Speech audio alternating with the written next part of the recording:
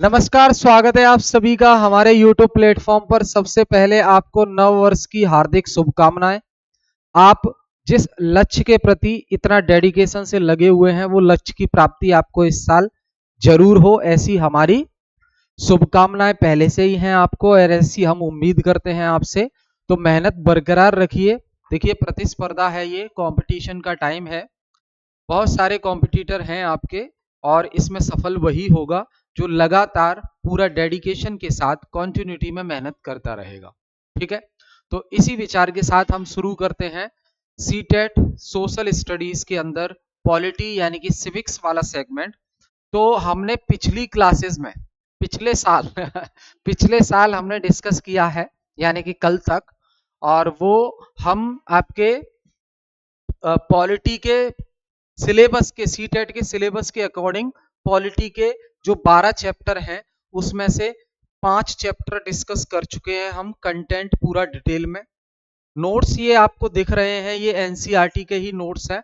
अगर आपको ये नोट्स चाहिए तो डिस्क्रिप्शन बॉक्स में व्हाट्सएप नंबर है, आप उस पर कॉन्टेक्ट कर सकते हैं, आपको ये नोट्स मिल जाएंगे। ठीक है, चैप्टर का नाम है आज हमारा स्टेट गवर्नमेंट। क्या नाम है? राज्य सरकार।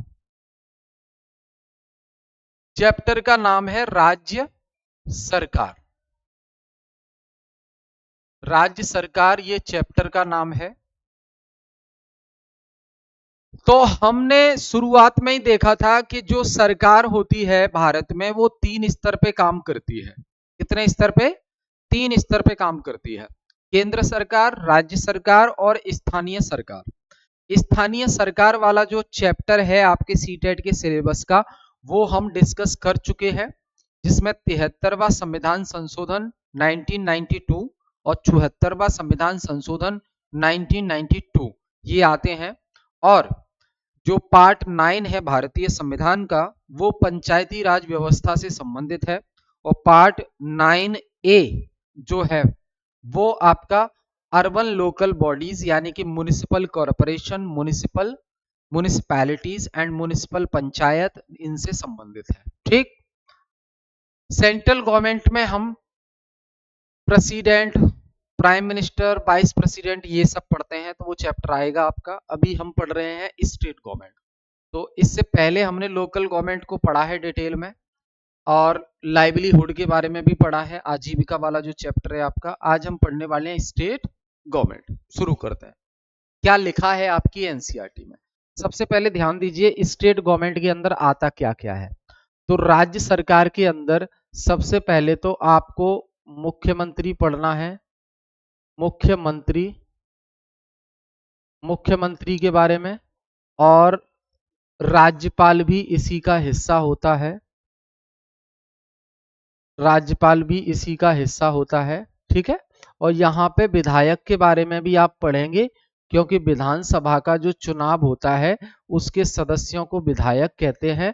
और विधानसभा के चुनाव में जो कि हर 5 साल में होते हैं, उसमें जो पार्टी सबसे ज्यादा सीट लेकर आती है, या यूं कहें कि जो बहुमत को प्राप्त कर लेती है पार्टी, उसको सरकार बनाने का न्योता दिया जाता है गवर्नर के द्वारा, यानी कि राज्यपाल के द्वारा। ठीक है, तो कुल मिलाकर राज्य सरकार में आपको ये पढ़ना है। अब आपकी एनसीईआरटी यानी कि सीटेट के सिलेबस के अकॉर्डिंग पूरा आप जानते हैं एनसीईआरटी पर आधारित होता है, तो हमें एनसीईआरटी की हर चीज को कवर करते हुए चलना होता है, क्योंकि एग्जाम में एनसीईआरटी से ही सारे क्वेश्चंस पूछे जाते हैं।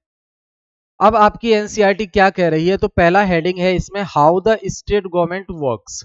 राज्य सरकारें कैसे काम करती हैं। ठीक है, तो पहला पॉइंट इंट्रोडक्शन, यानी कि व्हाई स्टेट गवर्नमेंट, राज्य सरकार की आवश्यकता क्यों है। सबसे पहला सवाल आप अपने खुद से पूछिए कि why we need state government, राज्य सरकार की जरूरत हमें क्यों है। So India is a vast country and managing it effectively requires a governance at different level. Bharat एक बहुत बड़ा विशाल देश है, पॉपुलेशन में हम सबसे बड़े हैं, एरिया में भी हम जो है टॉप पर तो नहीं है, रसिया टॉप पर है, हम आते हैं, लेकिन एरिया में भी काफी बड़े हैं हम। तो हमारा जो शासन है, हमारा जो देश का शासन व्यवस्था है उसको बहुत अच्छे तरीके से चलाने के लिए हमें अलग अलग लेवल पे गवर्नमेंट की आवश्यकता होती है। केंद्र स्तर पे इसलिए हमारे यहाँ सरकार होती है, राज्यों के स्तर पे भी हमारे यहाँ सरकार होती है और लोकल लेवल पर भी हमारे यहाँ सरकार होती है। इसका सिर्फ एक कारण है कि भारत अपने आप में एक बहुत बड़ा देश है और हर जगह का शासन प्रशासन अच्छे से चलता रहे, इसके लिए जरूरत है कि न सिर्फ केंद्र सरकार बल्कि राज्य सरकार और स्थानीय सरकारें भी केंद्र सरकार के साथ सहयोग देकर काम करें, जिससे पूरे भारत का एक समावेशी विकास हमें देखने को मिले, सभी लोगों की जरूरतें पूरी की जा सके और भारत दुनिया में तरक्की कर सके और अपना नाम और अपने नाम का परचम लहरा सके। ठीक, तो भारत एक विशाल देश है और इसे प्रभावी ढंग से चलाने के लिए विभिन्न स्तरों पर हमें शासन की आवश्यकता होती है, सरकार की आवश्यकता होती है। तो ये तो रहा कारण कि हमें राज्य सरकारों की जरूरत क्यों है। ठीक है, अब आगे देखेंगे। हमारे देश में केंद्र सरकार यानी कि संघ सरकार और प्रत्येक राज्य के लिए राज्य सरकारें होती हैं। तो पूरे भारत के लिए बात करें तो केंद्र सरकार होती है, पूरे भारत के लिए बात करें तो केंद्र सरकार होती है हमारे यहाँ। ठीक है, ये पूरे देश के लिए होती है, पूरे देश के लिए होती है केंद्र सरकार और उसी के साथ हमारे यहाँ होती है राज्य सरकार। हमारे यहाँ होती है राज्य सरकार यानी कि जिसे स्टेट गवर्नमेंट कहते हैं। तो राज्य सरकार में अब जैसे राज्य सरकार की भी अगर हम बात करें तो हमारे जो राज्य हैं वो हमारे यहाँ राज्यों की संख्या अभी फिलहाल 28 है और केंद्र शासित प्रदेशों की संख्या, केंद्र शासित प्रदेशों की संख्या कितनी है? 8 है। ठीक है, तो कुल मिलाकर अगर हम कहें तो 28 और 8 36 एरिया ऐसे हैं जहां पर स्टेट लेवल की सरकार चलती है। राज्यों में तो सरकार चुनी जाती है जनता के द्वारा और जिसका मुखिया होता है मुख्यमंत्री। राज्य सरकार का मुखिया जो कि जनता के द्वारा चुना जाता है, जनता के द्वारा चुनी हुई सरकार का मुखिया बनता है, उसे मुख्यमंत्री कहते हैं। और केंद्र शासित प्रदेशों में 8 में से 3 जगह मुख्यमंत्री होता है और बाकी के जो 5 केंद्र शासित प्रदेश बचे उनमें मुख्यमंत्री नहीं होता, उनमें केंद्र के द्वारा ही शासन चलाया जाता है। ठीक है, तो इधर देखें केंद्र शासित प्रदेश, तो इसमें जो 3 हैं, 3 केंद्र शासित प्रदेश कौन कौन से? दिल्ली,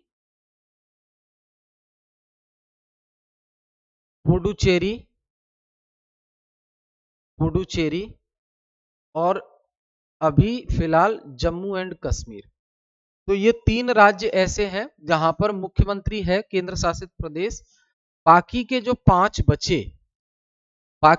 5 बचे जैसे कि लद्दाख, चंडीगढ़ और अंडमान निकोबार, दमनदीप, दादर नागर हवेली और दमनदीप। ठीक है, तो लक्षद्वीप, ये सब क्या है?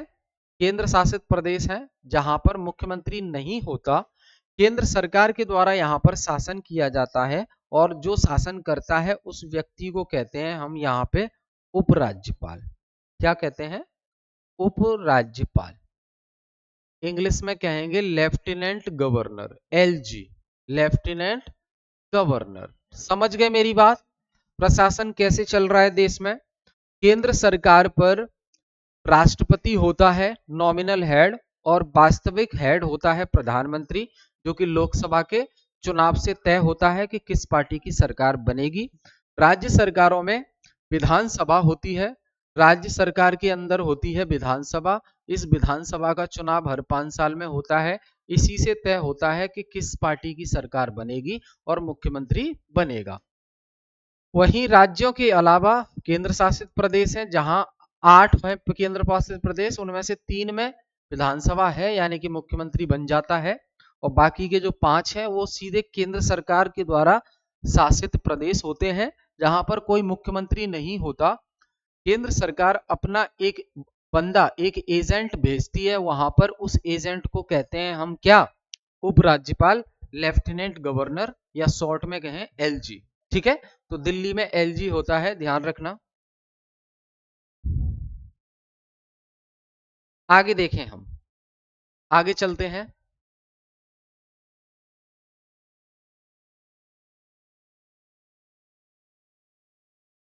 आगे क्या कह रहा है देखो, हु इज एन एमएलए, विधायक कौन होता है। यहां पे बताया गया है कि विधायक कौन होता है। तो एमएलए का मतलब होता है member of legislative assembly. MLA का मतलब क्या है, मेंबर ऑफ लेजिस्लेटिव असेंबली, यानी कि विधानसभा का सदस्य। विधानसभा, ये जो हर राज्य में विधानसभा मिलती है आपको, जिसका चुनाव हर 5 साल में होता है, इस विधानसभा को इंग्लिश में कहते हैं लेजिस्लेटिव असेंबली। क्या कहते हैं, लेजिस्लेटिव असेंबली। ठीक है, तो जो लेजिस्लेटिव असेंबली का मेंबर बनता है उसे कहते हैं एमएलए। क्या कहते हैं, एमएलए। और विधानसभा के सदस्य को हिंदी में कहते हैं विधायक। समझ गए, ये होता है एमएलए। इलेक्शंस कैसे होते हैं एमएलए के, तो MLAs are directly elected by the people. इनका चुनाव जनता के द्वारा सीधे किया जाता है। तो आप भी पता करो आपके क्षेत्र का एमएलए विधायक कौन है, जिसे आपने या आपके परिवार के घर वालों ने, सदस्यों ने वोट दिया था और चुनाव जिताया है। ठीक है, तो वो विधायक होता है, यानी कि विधानसभा का सदस्य। कॉन्स्टिट्युएंसी क्या होती है, कॉन्स्टिट्युएंसी का मतलब है निर्वाचन क्षेत्र। निर्वाचन क्षेत्र, जैसे मैं दिल्ली की बात करूं, जैसे मैं दिल्ली की बात करूं आपके सामने, तो दिल्ली की जो विधानसभा है, दिल्ली की जो विधानसभा है, दिल्ली की जो लेजिस्लेटिव असेंबली है, इसमें कुल 70 सीट है। कितनी सीट है, 70 सीट। यानी कि पूरी दिल्ली 70 कॉन्स्टिट्युएंसी निर्वाचन क्षेत्र में विभाजित है। हर निर्वाचन क्षेत्र से एक विधायक चुनाव जीतता है, तो 70 निर्वाचन क्षेत्र से 70 विधायक चुनाव जीतते हैं। कुल सीट दिल्ली विधानसभा में 70 है। अब 70 में से जो 50% से ज्यादा सीट ले आएगी पार्टी, उसी पार्टी की तरफ से मुख्यमंत्री बना दिया जाएगा। तो फिलहाल 70 में से 48 बीजेपी के पास है और 22 आम आदमी पार्टी के पास, इसलिए सरकार बीजेपी की है, रेखा गुप्ता की है। समझ गए, तो कॉन्स्टिट्युएंसी क्या होता है, प्रत्येक राज्य को निर्वाचन क्षेत्रों में विभाजित किया जाता है और हर निर्वाचन क्षेत्र से एक विधायक चुनाव जीतता है, उसे ही कहते हैं निर्वाचन क्षेत्र या कॉन्स्टिट्युएंसी, उसको बोला जाता है। आगे,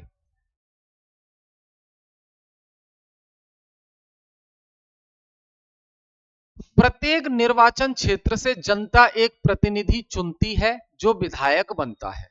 वही मैंने बताया आपको, हर निर्वाचन क्षेत्र से वहां की रहने वाली जनता एक रिप्रेजेंटेटिव इलेक्ट करती है, चुनती है, और उसे ही हम क्या कहते हैं, विधायक कहते हैं। क्लियर है मेरी बात, समझ आई मेरी बात।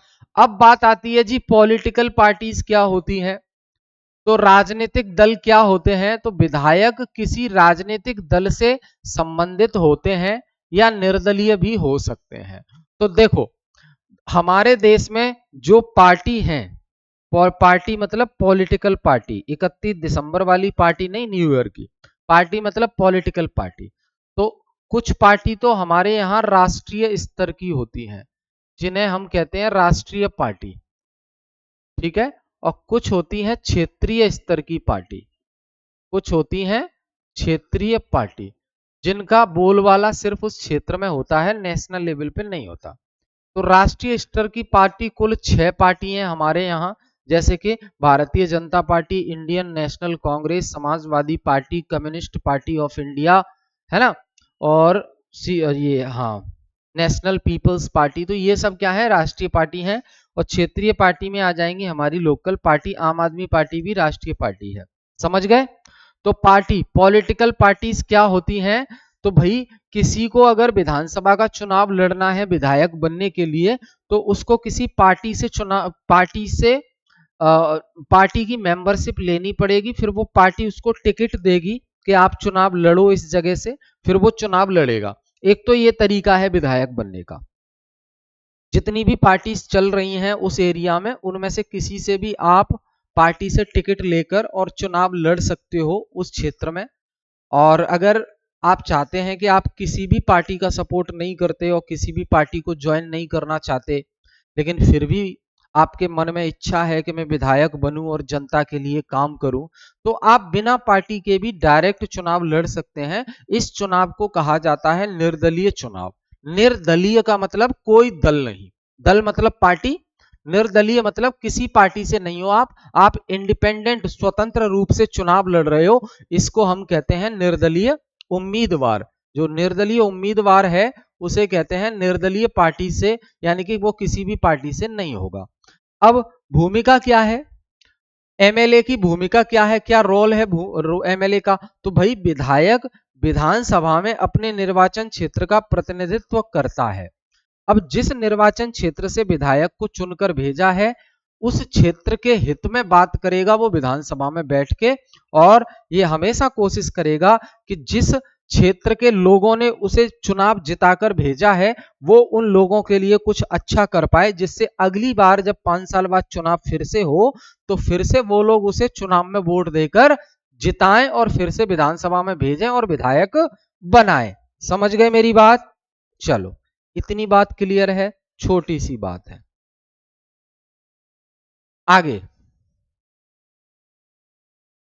ये जो विधायक होते हैं, ये जो विधायक होते हैं वे अपने क्षेत्र की समस्याएं और आवश्यकताएं विधानसभा में बैठकर उठाते हैं, विधानसभा में उन मुद्दों पर बहस करते हैं और कोशिश करते हैं कि अपने क्षेत्र की जो भी समस्याएं हैं उनको सरकार के द्वारा दूर करवाया जाए। ठीक है, क्योंकि जनता डायरेक्ट सरकार के पास नहीं आ सकती अपनी समस्याओं का समाधान लेने के लिए, इसीलिए तो जनता अपने क्षेत्र से एक प्रतिनिधि चुनकर भेज देती है। अगला जो हेडिंग है वो है लेजिस्लेटिव असेंबली, यानी कि विधानसभा क्या है। तो इसके बारे में हम तब से बात कर ही रहे हैं। तो विधानसभा क्या है? ये लेजिस्लेटिव बॉडी है विधानसभा, जो उस राज्य के लिए कानून बनाने का काम करती है, और विधानसभा में जो लोग बैठते हैं उन्हें ही हम कहते हैं विधायक। ठीक है, सभी विधायक मिलकर कानून बनाते हैं उस राज्य के हित में, राज्य के फायदे में। तो विधानसभा वह स्थान है जहां सभी विधायक एकत्रित होते हैं, इकट्ठे होते हैं। यानी कि अगर मैं दिल्ली की बात करूं तो दिल्ली विधानसभा में कुल 70 लोग बैठेंगे, ये सब विधायक कहलाते हैं। और फिर दिल्ली के लिए कानून बनाने पर चर्चा करेंगे और कानून पास करेंगे विधानसभा में, कानून पास कर देंगे तो फिर जो दिल्ली का उपराज्यपाल है वो उपराज्यपाल उस पर साइन कर देगा कानून पे, और फिर वो कानून माना जाएगा। समझ गए? इसमें सत्ताधारी दल और विपक्ष दोनों के सदस्य होते हैं। क्या मतलब है सत्ताधारी दल और विपक्ष? तो समझो, जैसे दिल्ली में है 70 विधायक, अब 70 विधायक में से रिजल्ट जब आया तो 48 विधायक तो बीजेपी पार्टी से हैं और 22 विधायक आम आदमी पार्टी से हैं। ठीक है, तो जिस पार्टी को सदस्य 50% से ज्यादा मिल गए हैं, जीत गई है चुनाव, वो कहलाती है सत्ताधारी पार्टी। यानी कि वो पार्टी जिसके पास सत्ता है, जो सरकार चलाने के फेवर में है, जो सरकार चला रही है पार्टी, उसे कहते हैं सत्ताधारी पार्टी। तो दिल्ली विधानसभा में कुल 70 सदस्य हैं, लेकिन 70 में सत्ताधारी पार्टी के भी सदस्य होते हैं और अपोजिशन यानी कि विपक्षी पार्टी के भी सदस्य होते हैं। तो रूलिंग पार्टी हो गई बीजेपी 48 सीटों के साथ, और आम आदमी पार्टी हो गई विरोधी दल पार्टी, विपक्षी पार्टी 22 सीटों के साथ। आम आदमी पार्टी सरकार नहीं बना सकती, यानी कि आम आदमी पार्टी से मुख्यमंत्री नहीं बनेगा क्योंकि इनकी सीट कम आई है। इस बार 48 सीट बीजेपी की है, इसलिए मुख्यमंत्री बीजेपी की तरफ से है रेखा गुप्ता, और वो सत्ताधारी पार्टी कहलाएगी। समझ गए? यह राज्य की प्रमुख कानून बनाने वाली संस्था होती है। हर राज्य के अंदर जो विधानसभा होती है वो उस राज्य की सर्वोच्च कानून बनाने वाली बॉडी होती है, और उस राज्य के लिए कानून बनाने का काम करती है। काम क्या होते हैं इसके फंक्शंस की अगर मैं बात करूं, what are the functions of legislative assembly, then functions की ध्यान रखेंगे आप। तो देखो, राज्य की समस्याओं और मुद्दों पर चर्चा करना, ये राज्य की विधानसभा का काम है। राज्य की समस्याओं और मुद्दों पर चर्चा करना, ये राज्य की विधानसभा का काम है। राज्य सूची के विषयों पर कानून बनाना या संशोधन करना, ये भी विधानसभा का काम है। हमें पता है कि 3 प्रकार की सूची बताई गई है भारतीय संविधान में। एक को बोलते हैं यूनियन लिस्ट, दूसरा स्टेट लिस्ट, तीसरा कॉन्करेंट लिस्ट, यानी कि केंद्र सूची, राज्य सूची और समवर्ती सूची। केंद्र सूची में जो विषय शामिल होते हैं उन पर कानून बनाने का अधिकार सिर्फ और सिर्फ केंद्र सरकार का होता है, यानी कि भारत की संसद का होता है। राज्य सूची में जो विषय शामिल होते हैं उन पर कानून बनाने का अधिकार सिर्फ और सिर्फ राज्य सरकार का होता है, यानी कि राज्य की विधानसभा का होता है। समवर्ती सूची में जो विषय शामिल होते हैं उन पर कानून दोनों बना सकते हैं, केंद्र यानी कि संसद भी और राज्य यानी कि विधानसभा भी। ठीक। राज्य के बजट को स्वीकृति देने का काम भी विधानसभा का है। जैसे केंद्र में संसद में 1 फरवरी को 5 साल के लिए भारत के लिए बजट लाया जाता है भारत के वित्त मंत्री के द्वारा, ठीक वैसे ही हर राज्य के अंदर भी बजट लाया जाता है उस राज्य के लिए 5 साल के लिए राज्य के फाइनेंस मिनिस्टर, राज्य के वित्त मंत्री के द्वारा। तो उस बजट को स्वीकृति, अप्रूवल देने का काम भी विधानसभा करती है। सरकार को जवाबदेह बनाना, यानी कि सरकार को जवाबदेह बनाना, विधानसभा में जितने भी प्रश्न पूछे जाएंगे सरकार से, सरकार उनका जवाब देगी। चुप नहीं बैठ सकती सरकार, क्योंकि ये लोकतंत्र है, जनता ने चुना है सरकार को, तो आपको जवाब देना ही पड़ेगा। अब बात करें फॉर्मिंग द गवर्नमेंट, सरकार बनती कैसे है, राज्य के अंदर सरकार कैसे बनती है। तो जो पार्टी आधी से अधिक सीटें जीतती है उसे बहुमत प्राप्त होता है। मैंने कहा आपसे, दिल्ली का एग्जांपल ले लो, 70 सीट है, 70 को भाग दे दो 2 से, कितना आया, 35। तो ये तो आधा हो गया, लेकिन आधे से अधिक सीट जो जीत जाए पार्टी, उसे हम कहते हैं बहुमत। ठीक है, तो 35, इसमें एक एक्स्ट्रा जोड़ दो, तो कम से कम 36 सीट जो जीत जाएगा दिल्ली में, वो सरकार बनाने लायक हो जाएगा। तो सरकार कैसे बनती है, जब विधानसभा का चुनाव होता है तो उसमें कोई पार्टी 50% से एक ज्यादा सीट कम से कम जीत जाए, तो उसे हम कहते हैं कि पार्टी को मेजोरिटी मिल गई, पार्टी को बहुमत मिल गया, वो सरकार बनाने लायक हो गई। बहुमत जिस पार्टी को मिल जाता है वही दल सरकार बनाता है। जैसे प्रेजेंट में दिल्ली में बीजेपी, क्योंकि बीजेपी को 48 सीट मिली इसलिए उसने सरकार बना ली। ठीक। अपोजिशन क्या होता है, विपक्ष। तो सत्ताधारी पार्टी के अलावा, यानी कि बीजेपी के अलावा और जितनी अलग अलग पार्टी के सदस्य होंगे विधानसभा में, वो विपक्ष बन जाते हैं।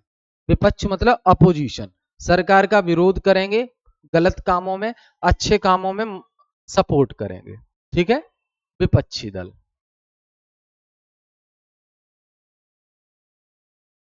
फिर देखो,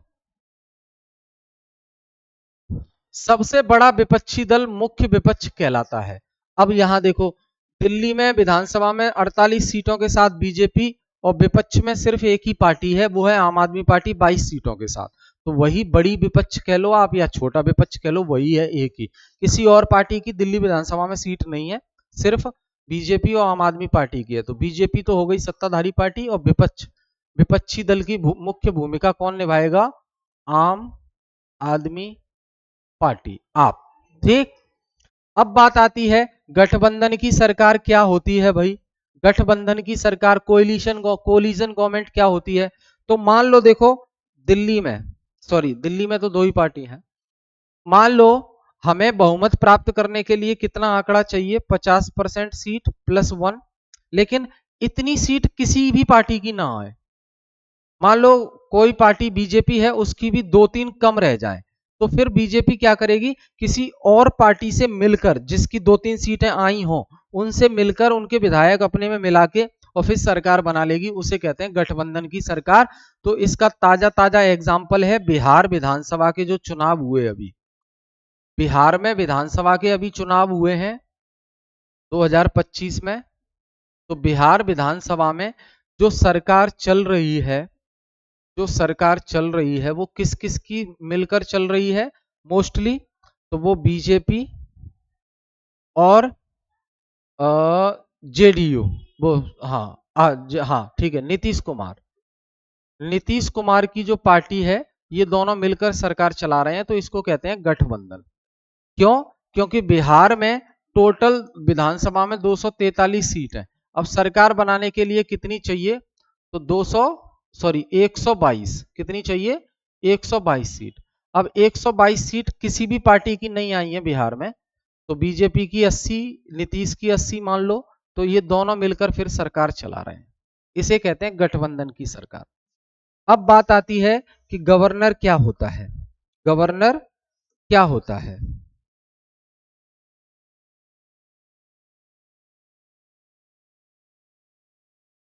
गवर्नर क्या होता है? तो राज्यपाल राज्य का प्रमुख होता है। राज्यपाल की नियुक्ति राष्ट्रपति के द्वारा की जाती है। राज्यपाल का कार्यकाल 5 साल के लिए होता है। और राज्यपाल का काम क्या होता है? तो केंद्र सरकार के प्रतिनिधि के रूप में कार्य करता है। राज्यपाल होता राज्य में है, लेकिन क्योंकि राष्ट्रपति उसे नियुक्त करता है, और इसीलिए कहें तो राज्यपाल राज्य के अंदर केंद्र के प्रतिनिधि के रूप में काम करता है, केंद्र सरकार के कहने पर काम करता है। और मुख्यमंत्री सही से काम करे ये देखरेख करता है वो, ठीक है। मुख्यमंत्री वही जिसे जनता ने चुना है। एजेंट, इसे राज्यपाल को ना केंद्र सरकार का एजेंट बोलते हैं राज्य के अंदर। राज्य में संविधान का पालन सुनिश्चित करता है कि सभी जो भी सरकार है, लोग हैं, संविधान का पालन करें, ये राज्यपाल देखता है। और राज्यपाल खुद मुख्यमंत्री को अपॉइंट करता है। जैसे नई सरकार बनती है, जैसे मान लो दिल्ली में रेखा गुप्ता की सरकार बनी, दिल्ली में रेखा गुप्ता की सरकार बनी, तो रेखा गुप्ता को पद पर नियुक्त कौन करेगा? रेखा गुप्ता जो मुख्यमंत्री बनी है, इनके पद पर नियुक्ति कौन करेगा? दिल्ली का एलजी। क्योंकि दिल्ली केंद्र शासित प्रदेश है, इसलिए यहां इसको उपराज्यपाल बोला जाता है। राज्य के अंदर इसी को राज्यपाल बोला जाता है। साथ में विधानसभा में जो बिल पास होते हैं, विधेयक पास होते हैं, उन पे अपनी सहमति देता है, ठीक है, यानी कि साइन करता है उस पे, तब वो कानून माना जाएगा। बिना राज्यपाल के सिग्नेचर के कोई भी कानून नहीं माना जाएगा राज्य का। समझ गए? मुख्यमंत्री और मंत्रिपरिषद। तो देखो, मुख्यमंत्री सत्ताधारी दल का नेता मुख्यमंत्री बनता है, ये हमने बात कर ली रेखा गुप्ता को ध्यान में रखते हुए। मुख्यमंत्री राज्य सरकार का वास्तविक कार्यकारी प्रमुख होता है, रियल हेड होता है। काउंसिल ऑफ मिनिस्टर्स क्या होती है? तो मुख्यमंत्री द्वारा चुनी जाती है काउंसिल ऑफ मिनिस्टर। मंत्रिपरिषद क्या होती है? जिसमें बहुत सारे मंत्री बनाए जाते हैं अलग अलग विभाग के, और कौन व्यक्ति को मंत्री बनाया जाएगा, किसको नहीं बनाया जाएगा, ये मुख्यमंत्री तय करता है। तो मंत्रियों के पूरे समूह को ही मंत्रिपरिषद कहते हैं। इस पूरी मंत्रिपरिषद का जो हेड है वो मुख्यमंत्री होता है। तो मंत्रिपरिषद में किस व्यक्ति को मंत्री बनाना है, नहीं बनाना, ये मुख्यमंत्री ही तय करता है, ठीक है, ध्यान रखेंगे इसको। मंत्रियों की नियुक्ति राज्यपाल के द्वारा की जाती है, मुख्यमंत्री की नियुक्ति भी राज्यपाल के द्वारा की जाती है। प्रत्येक मंत्री को एक विभाग दिया जाता है, उसे कहते हैं विभाग, ठीक है। जैसे उदाहरण स्वास्थ्य मंत्री, शिक्षा मंत्री, वित्त मंत्री, लोक निर्माण विभाग, कृषि मंत्री, है ना। और सबकी सामूहिक जिम्मेदारी होती है विधानसभा के प्रति। कोई भी गलत काम होगा तो विधानसभा में सबको जवाब देना पड़ेगा। अब यदि अविश्वास प्रस्ताव पारित हो जाए तो सरकार को इस्तीफा देना पड़ता है, यानी कि विपक्ष की पार्टी अविश्वास प्रस्ताव, नो कॉन्फिडेंस मोशन वाला बिल लेकर आती है विधानसभा में। अगर सरकार सही से काम नहीं कर रही है तो नो कॉन्फिडेंस मोशन वाला बिल लेकर आती है। अगर वो बिल पास हो जाता है, यानी कि सरकार इस लायक नहीं है कि वो सरकार चला पाए, तो फिर सरकार को इस्तीफा देना पड़ता है। अगर सरकार की मेजोरिटी कम हो जाए, बहुमत कम हो जाए, यानी कि मान लो दिल्ली में रेखा गुप्ता का बहुमत कम होते लग रहा है, तो विपक्षी पार्टी नो कॉन्फिडेंस मोशन लाएगी सरकार के खिलाफ, कि वो कहेगी कि सरकार चलाने के लिए बीजेपी को जितनी सीट चाहिए उतनी है नहीं, कुछ विधायक इनसे सेटिस्फाई नहीं है या अलग होना चाहते हैं, ऐसा कुछ। तो सरकार को हटाने के लिए नो कॉन्फिडेंस मोशन लाया जाता है, अविश्वास प्रस्ताव, यानी कि विश्वास नहीं रहा अब इस सरकार पे आगे चलने के लिए। तो अगर वो पास हो जाए तो सरकार को इस्तीफा देना पड़ेगा, नहीं पास हो तो नहीं देना पड़ेगा। मंत्रियों की दोहरी भूमिका। मंत्रियों की दोहरी भूमिका क्या है? तो सबसे पहले तो मंत्री बनते हैं वो, उससे पहले वो एमएलए होते हैं। एमएलए में से ही कुछ लोगों को, अधिकतम 15% लोगों को मंत्री बना सकते हैं। तो विधायक के रूप में जनता का प्रतिनिधित्व करते हैं और मंत्री बनकर वो विभाग चलाते हैं। तो दो भूमिका हो जाती है मंत्री की। कानून बनते कैसे हैं, तो विधानसभा में मुद्दों पर चर्चा होती है, फिर विधानसभा में लोग समर्थन करते हैं उस कानून का, फिर तो विधानसभा में फिर वो कानून पास हो जाता है समर्थन करते हैं तो, और लास्ट में राज्यपाल उस पर साइन कर देते हैं और जिससे कानून बन जाता है। धन विधेयक जो होता है यानी कि टैक्स, फाइनेंस, पैसे से संबंधित जो बिल है उसकी शुरुआत हमेशा विधानसभा से ही होती है। ठीक है, ये ध्यान रखेंगे हम। कार्यपालिका का काम, सरकार का कार्य केवल कानून बनाने तक सीमित नहीं होता, सरकार कानूनों को लागू करने का भी काम करती है। ठीक है, ध्यान रखेंगे। सरकारी योजनाएं विभागों द्वारा चलाई जाती हैं। जो सिविल सर्वेंट हैं, आईएएस, आईपीएस, वो इन मंत्रियों की सहायता करते हैं। ठीक है, और वो दिल्ली का प्रशासन भी संभालते हैं, एसपी, डीएसपी, कलेक्टर, ये सब सरकार की जवाबदेही तय करते हैं। ठीक, और जनता के प्रति मीडिया और चुनावों के माध्यम से, विधानसभा में प्रश्नों और बहसों के माध्यम से उनकी जवाबदेही तय करते हैं। ठीक है, मीडिया का भी अहम रोल होता है, सरकार अच्छे से काम करे इस चीज को लेकर, मीडिया का भी अहम रोल होता है।